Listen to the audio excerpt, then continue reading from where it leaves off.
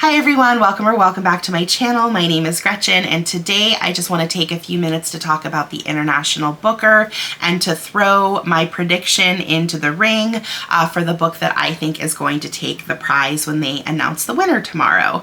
Now, the International Booker is a prize that I typically follow very closely. I have over the last several years, but unfortunately this year I have not been able to dedicate as much time to it. And I say unfortunately because this is a prize that I love. This is one of my favorite prizes every year, and I typically like to invest a lot of my time in it because I usually get so much out of these books. I love translated fiction.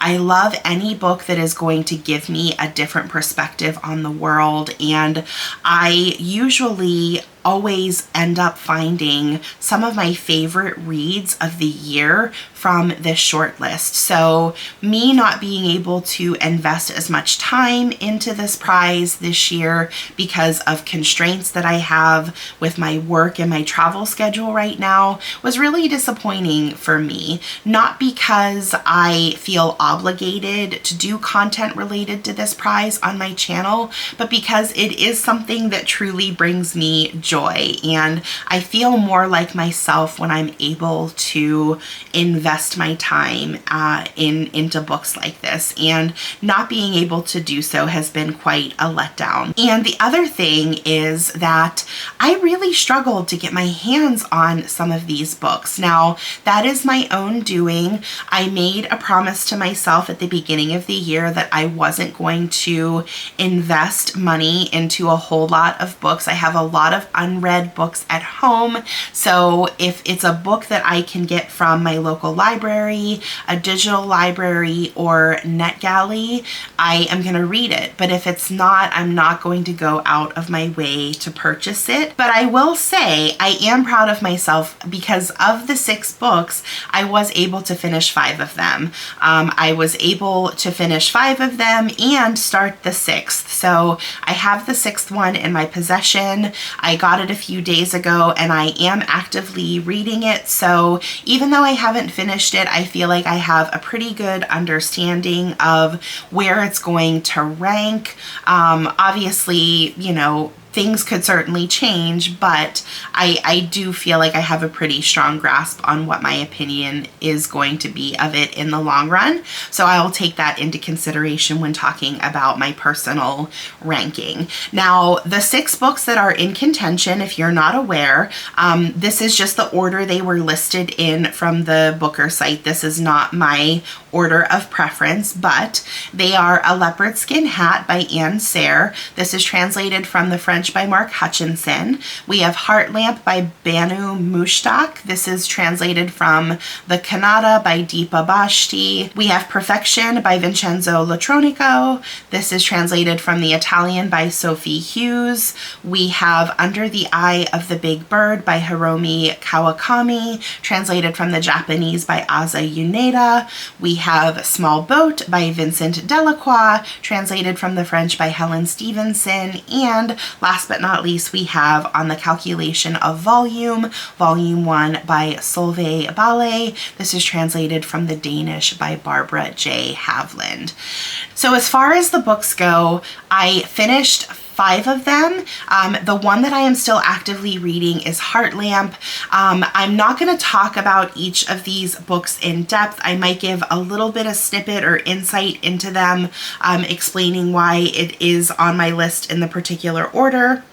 But I will do more in-depth reviews of these at later times. But Heartlamp is going to be my number 6 only because I haven't finished it. I will also say, first impression, I'm about 3 stories into this short story collection, and this book feels very heavy.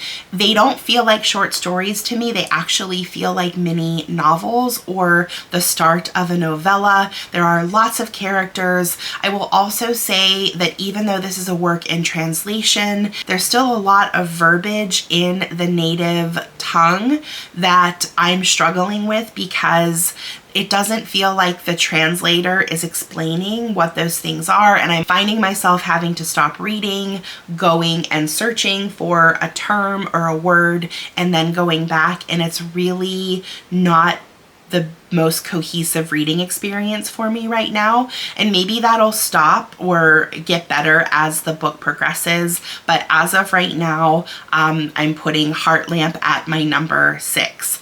My number 5 slot is Perfection. This is a book that I really enjoyed, and please know that as I go through my 1 through 5, it's very difficult because I enjoyed each and every one of these books for different reasons. Perfection, I thought, was fantastic. It's a great book that talks about the mundanity of life, and it follows this couple on their just day-to-day existence, and it talks about their internal home life, but also it is a narrative on that facade that we put up and how we present ourselves to the world and how we're aiming for perfection, but there are cracks sometimes, and what we're putting out there isn't really what is happening. And this is definitely a book that has a millennial feel to it, and I feel like a lot of people are going to read this and very much relate to it. My number 4 is on the calculation of volume 1.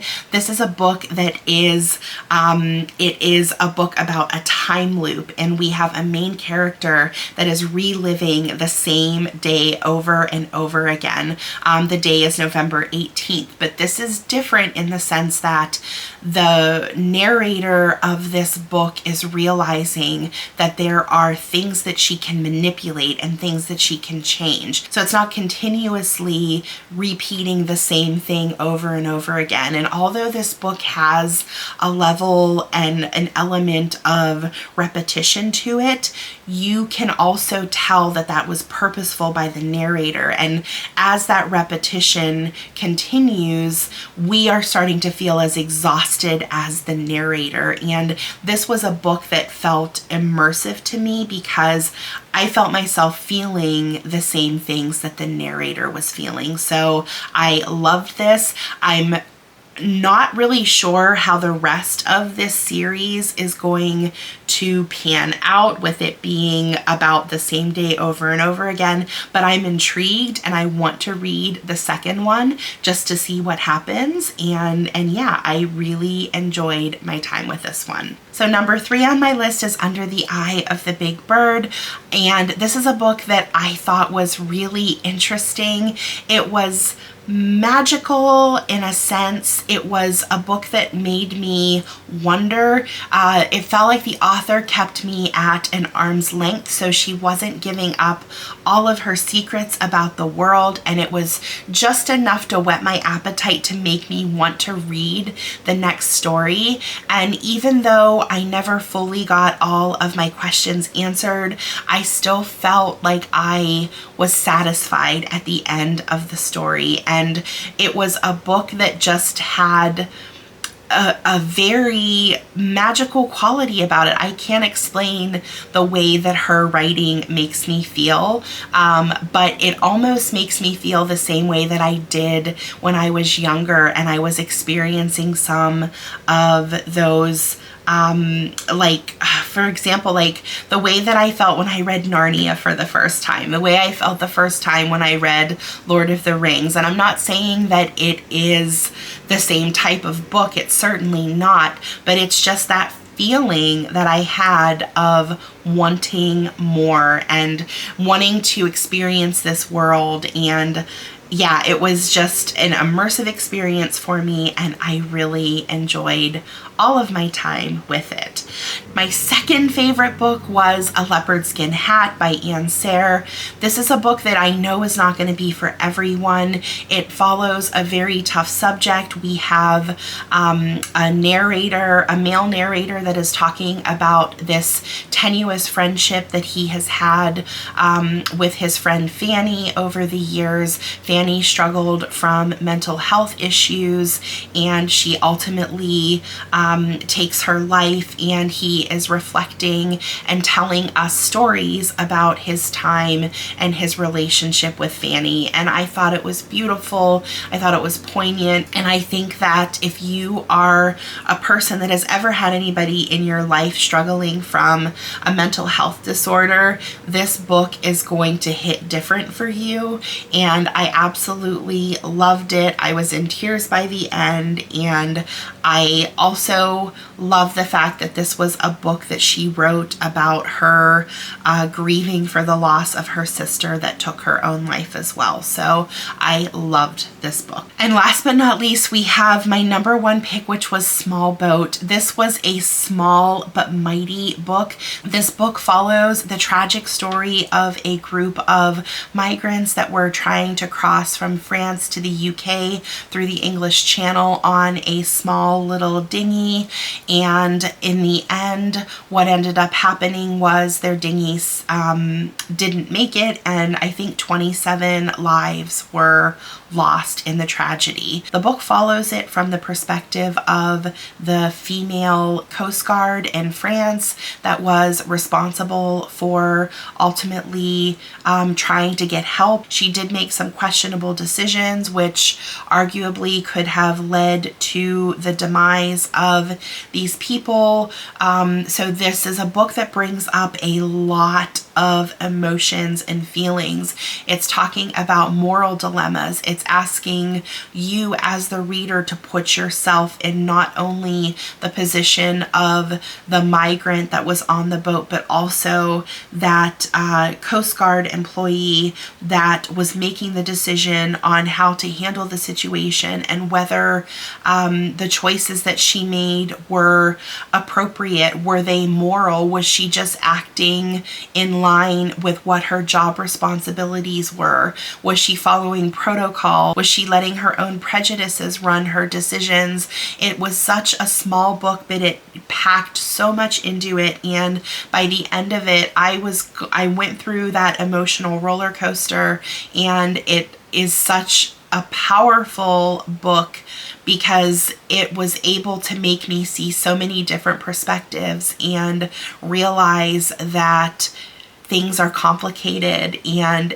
everything is not always as it seems. And as outsiders looking into a tragedy like this, it's always easy for us to say what we would have done in a situation, but until we're tested, how would we really know? And I loved this book, but I hated it because it was so sad and emotional, but it was so powerful and it got me thinking. And this is a book experience that I haven't had for a very long time, me questioning my own beliefs and questioning what I would have done in certain situations. So yeah, it was definitely an experience. It wasn't easy, but it was worth it, and I'm so glad that I read it.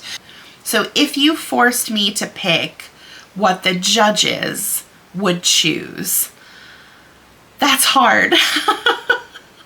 This is so hard. I don't know why this is so hard. But so if you forced me to have to choose one, I would say Perfection is going to be the one that the judges pick. I have no idea. At this point in time, I am happy if any of these books win because I think that they're all wonderful. But that is what I'm going to go with, Perfection. We'll see what happens. I will probably be wrong, but I'm okay with that because they all deserve to be here, and we'll see what happens. So yeah, here's to wrapping up another year of the International Booker, and until we read again, bye.